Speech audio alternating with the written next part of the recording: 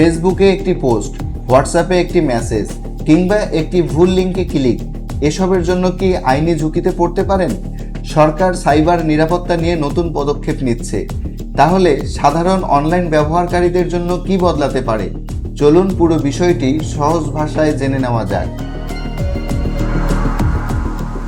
বর্তমান সময়ে আমাদের জীবনের বড় একটি অংশ অনলাইনে।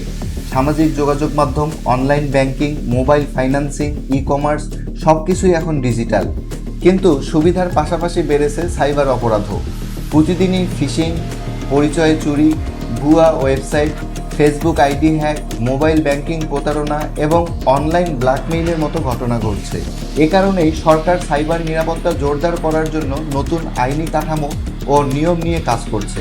এর মূল লক্ষ্য হলো ডিজিটাল অপরাধ কমানো, ব্যক্তিগত তথ্যের নিরাপত্তা নিশ্চিত করা এবং অনলাইন প্রতারণা প্রতিরোধ করা। অপরাধীদের বিরুদ্ধে কার্যকর ব্যবস্থা নেওয়া এবং নাগরিকদের নিরাপদ ডিজিটাল পরিবেশ নিশ্চিত করাই এই আইনের মূল উদ্দেশ্য। তবে সাধারণ ব্যবহারকারীরা স্বাভাবিকভাবে সামাজিক যোগাযোগ মাধ্যম ব্যবহার করতে পারবেন। বিশেষজ্ঞদের মতে ভবিষ্যতে সাইবার নিরাপত্তা ব্যবস্থায় কয়েকটি বিষয়ে বেশি গুরুত্ব দেওয়া হতে পারে। প্রথমত, ভুল পরিচয়ে প্রতারণা, হ্যাকিং, আর্থিক জালিয়াতি এবং ক্ষতিকর সফটওয়্যার সরানোর বিরুদ্ধে আরও কঠোর ব্যবস্থা নেওয়া হতে পারে। দ্বিতীয়ত, গুরুত্বপূর্ণ তথ্য অবৈধভাবে সংগ্রহ বা বিক্রি করলে কঠোর শাস্তির বিধান আরও জোরদার হতে পারে।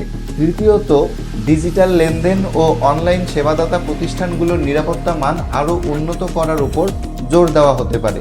একটি ভুয়া লিঙ্ক, একটি হ্যাক হওয়া ফেসবুক আইডি কিংবা একটি প্রতারণামূলক মেসেজ, এগুলো এখন শুধু বিরক্তির বিষয় নয়, বড় ধরনের আর্থিক ক্ষতির কারণও হতে পারে।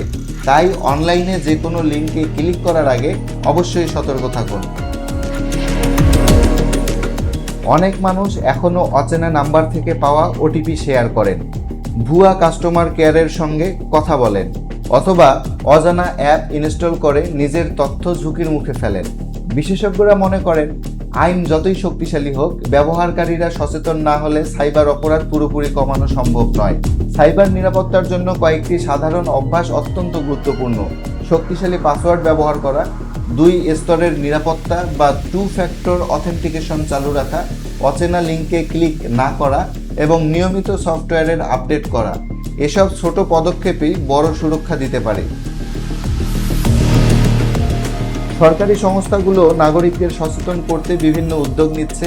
পাশাপাশি সাইবার অপরাধ তদন্তে প্রযুক্তিগত সক্ষমতা বাড়ানোর দিকেও গুরুত্ব দেওয়া হচ্ছে। বিশেষজ্ঞরা মনে করছেন, নিরাপদ ডিজিটাল বাংলাদেশ গড়তে আইন, প্রযুক্তি এবং নাগরিক সচেতনতা, এই 3টি বিষয় একসঙ্গে কাজ করতে হবে। ডিজিটাল যুগে নিরাপত্তা শুধু সরকারের দায়িত্ব নয়, আমাদের সবার দায়িত্ব। আপনি যত বেশি সচেতন থাকবেন, প্রতারকদের জন্য আপনাকে টার্গেট করা ততটাই কঠিন হবে। সাইবার অপরাধ থেকে বাঁচতে শক্তিশালী পাসওয়ার্ড ব্যবহার করুন, ওটিপি কাউকে বলবেন না, অচেনা লিঙ্কে ক্লিক করবেন না এবং সব গুরুত্বপূর্ণ অ্যাকাউন্টে 2 ফ্যাক্টর অথেন্টিকেশন চালু করুন। এই 4টি অভ্যাসই আপনাকে বড় ক্ষতি থেকে বাঁচাতে পারে।